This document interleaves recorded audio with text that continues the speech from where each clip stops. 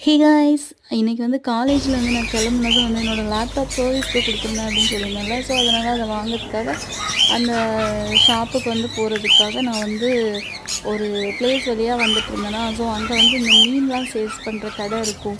அதாவது நம்ம வளர்க்கறதுக்காக மீன் வாங்குவோம்ல. ஸோ மீன் தென் வந்து குருவி, கிளி, கோழி குஞ்சு, அப்புறம் பூனை, நாய் எல்லாம் வளர்க்கறதுக்கான ஒரு கடை உண்டு.